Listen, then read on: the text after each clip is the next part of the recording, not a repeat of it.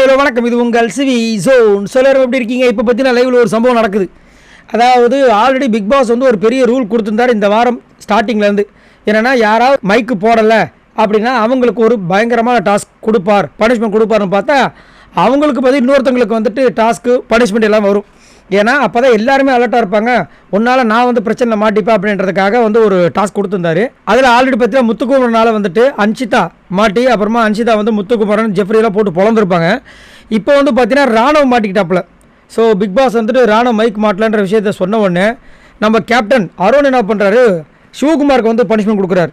ஆனால் சிவகுமார் தான் வந்து ரெடியாக இருக்காரு, ஏதாவது ஒன்று கொடுங்கய்யா, நான் ஏதாவது பர்ஃபார்மன்ஸ் பண்ணணும்னு ரெடியாக இருக்கிற காரணத்தினால கொடுத்தாரான்னு தெரியல. கொடுத்தவொடனே அவரும் வந்துட்டு பிரித்து மேய்ஞ்சிட்டாப்புல. என்ன பனிஷ்மெண்ட் கொடுத்தாருன்னா, ஆல்ரெடி அவர் வந்து லாஸ்ட்டாக இந்த நவம்பர் 14 அன்றைக்கி வந்து இந்த பாப்பாய் மாதிரி பண்ணியிருந்தார், இந்த கார்ட்டூன் கேரக்டர்.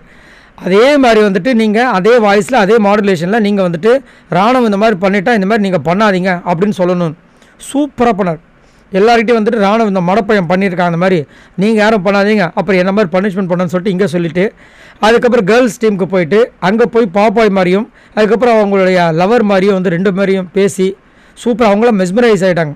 அவங்க ரொம்ப சந்தோஷப்பட்டாங்க. வந்து எல்லாருமே ரொம்ப சர்ப்ரைஸாக இருந்துச்சு, நல்லா இருக்குன்னு. அதாவது பனிஷ்மெண்ட்டை இவ்வளோ சூப்பராக யாரும் பண்ண மாட்டாங்கன்ற மாதிரி இருந்துச்சு. எனக்கு ரொம்ப பிடிச்சிருந்தது. அது நிறைய திறமைகள் இருக்குது, கொஞ்சம் வன்மமும் இருக்குது. அதெல்லாம் கொஞ்சம் குறைச்சிக்கிட்டா இன்னும் நல்லா ஒரு சூப்பராக வரலாம். ஏன்னா வந்து ஒரு வாரத்தில் நிறைய பேர்கிட்ட ஆதரவும் சம்பாரிச்சிட்டாரு, ஹேட்டர்ஸும் சம்பாரிச்சிட்டார். அதே மாதிரி இவர்கிட்ட நிறைய எதிர்பார்ப்பு இருந்துச்சு, இந்த ஃபிசிக்கல் டாஸ்கில் செம்மையாக பண்ணுவார்னு. ஆனால் இவர் வந்ததுலேருந்து பார்த்தீங்கன்னா அவரால் ஃபிசிக்கல் டாஸ்க்கு பிரச்சனையாக தான் இருக்குது. அதே மாதிரி ஆண் டீமுக்கு ஜென்ஸ் டீமுக்கு பார்த்தீங்கன்னா இவரால் பயங்கர பிரச்சனை. வீட்டு பணி டாஸ்க்கு இவரால் தான் போச்சு. நேற்றும் பார்த்தீங்கன்னா பாவம் மனுஷன் தள்ளாடிட்டார். அவரால் வந்து பிக் பாஸே டென்ஷன் ஆகிட்டு தயவு செஞ்சு நீங்கள் ஓரமாக போயிருங்க, உங்களுக்கு பதில் வேறு ஒருத்தர் எடுத்துக்கிறேன்ற அளவுக்கு போயிடுச்சு.